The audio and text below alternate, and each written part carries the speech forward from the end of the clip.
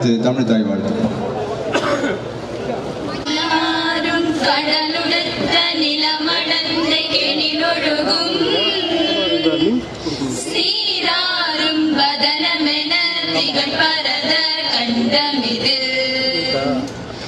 எக்கணமும் அது சிறந்த திராவிடனல் திருநாடும்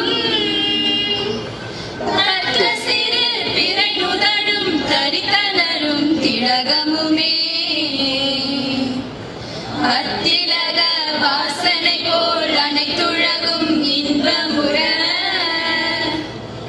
எண்ணிசையும் புகழ் மணக்க இருந்த பெரும் தமிழனங்கே